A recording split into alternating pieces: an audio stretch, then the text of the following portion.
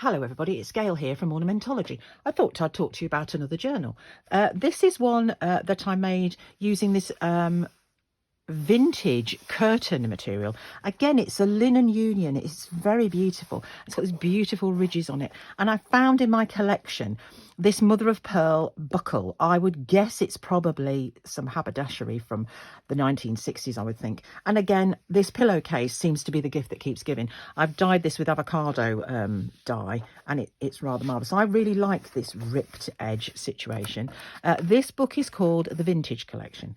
So it's quite a large format book, and it's made from Amazon paper, and I collaged this lining of it, and if you can see, it's kind of iridescent because I've found I was in a stationer's and I found this really lovely kind of iridescent coating that I liked the look of.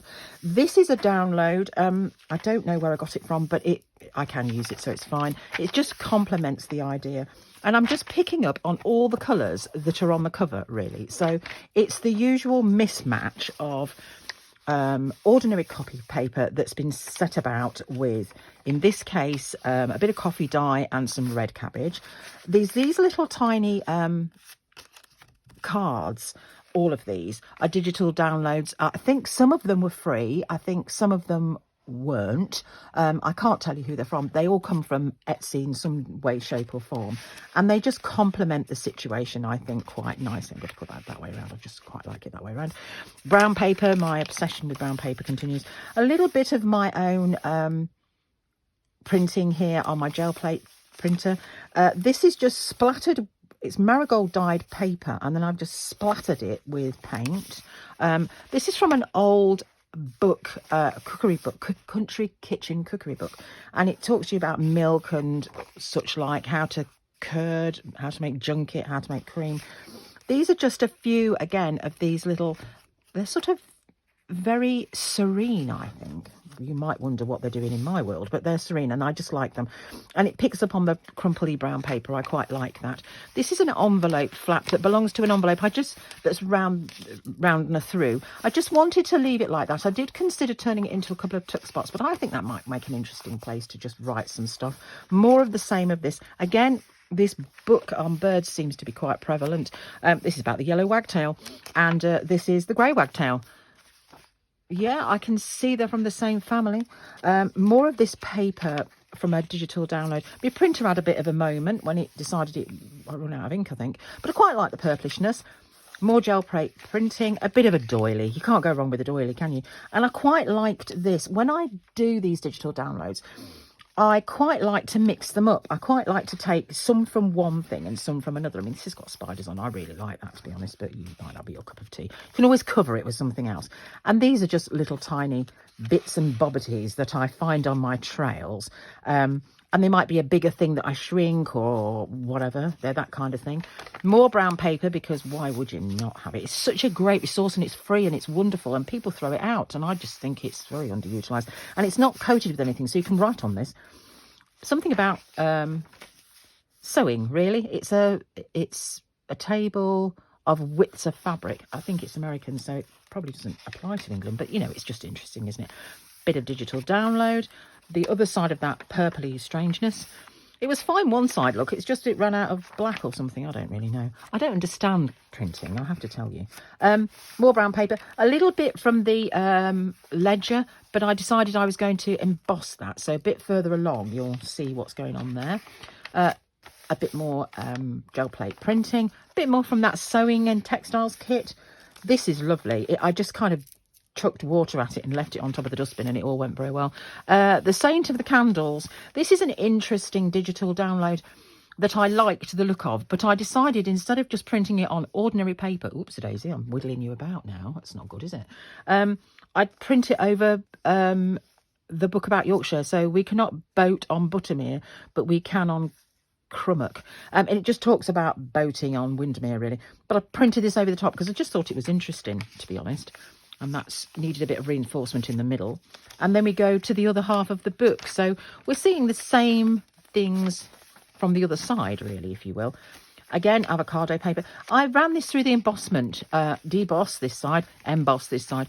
It just is interesting because it's that whole notion of this is very regimented and this is very loose.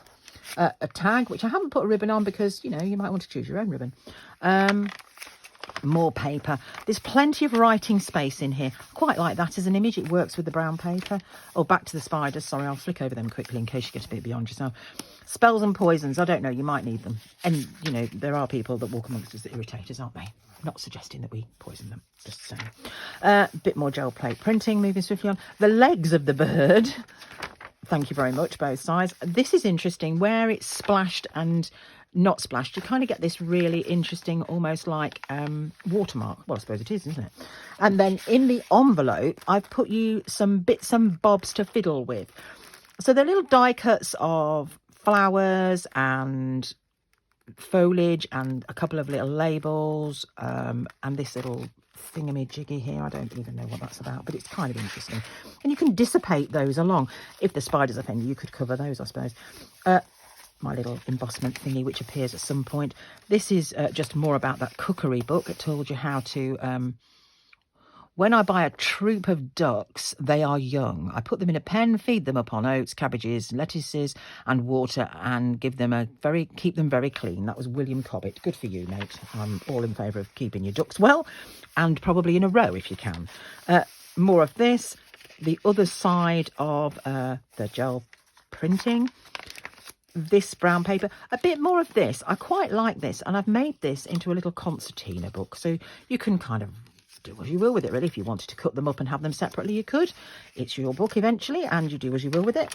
More of the same. The ubiquitous advertising that you can actually write on the back of. It's not just completely gratuitous advertising. The other side of that, which is really pretty, which features on here in the decoupage, no, not decoupage, what am I talking about? Collage.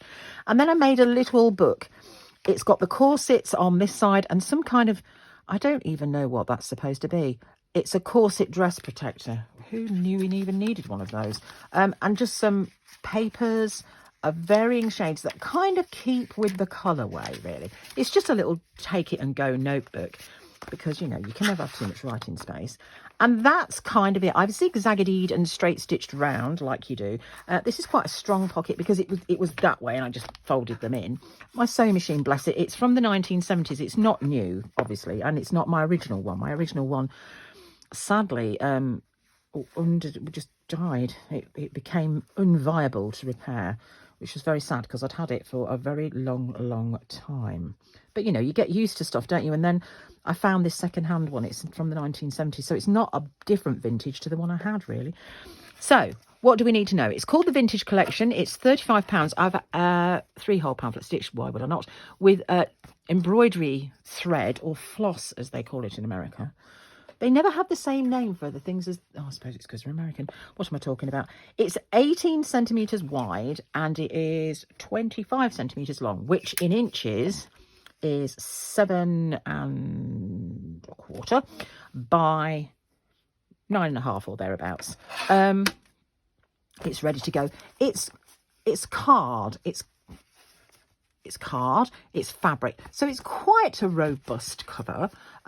This is so soft. These two pieces of fabric just feel so different from each other. This is very soft and, you know, well-worn cotton, and this is linen union, so it'll last you for a good long while, I think.